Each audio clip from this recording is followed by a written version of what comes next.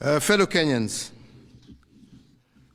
on the 9th of August of 2022, Kenyans participated in an election that ushered in new leaders at all levels of our governance realm.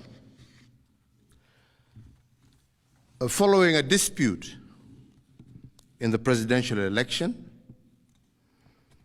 a petition was filed in our Supreme Court for determination of validity of the results,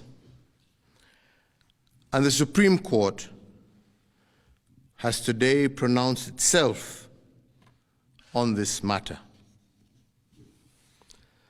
When I was sworn in as your president, I made a pledge to the country.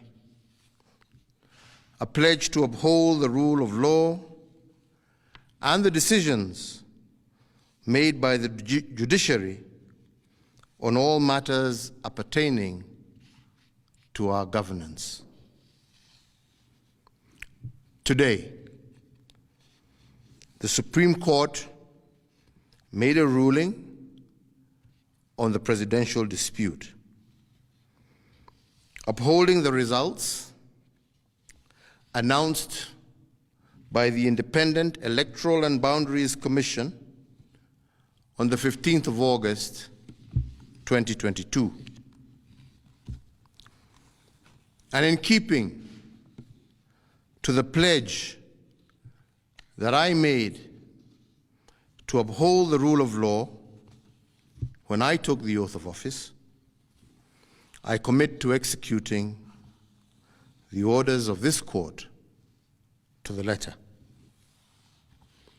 The process of handing over is in progress through the Assumption of Office Committee, which actually has already begun its work as of August 10th, 2022. And indeed, it is my intention to oversee a smooth transition to the next administration, and all the necessary orders to facilitate this process have already been issued. And because democracy is a work in progress, I urge the country to respect the institutions that midwife our new leaders. And in doing so, I also urge citizens to constantly put them under scrutiny, for this is the civic duty of every single Kenyan.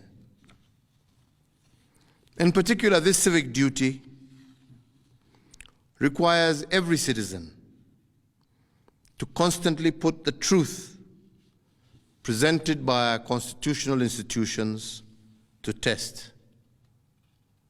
And they must test them for coherence, but also for correspondence. They must constantly scrutinize the coherence of the truth given by these institutions, and to ask themselves whether the truth has been coherent from one election to another. Has there been a consistent pattern that is acceptable to our democratic ethos? We must ask ourselves, is it about numbers, or is it about process? Which of these two is it? And can our institutions rule one way in one election and another way in another election without scrutiny?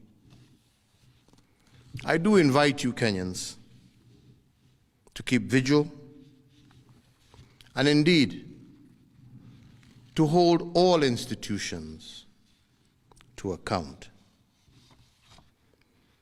The second thing we must place under scrutiny is whether the truth given by institutions has correspondence. That is, do the truths given by our institutions correspond with what is observable by the citizen?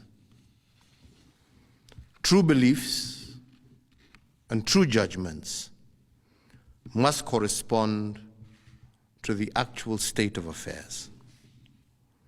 But do our constitutional institutions meet this threshold?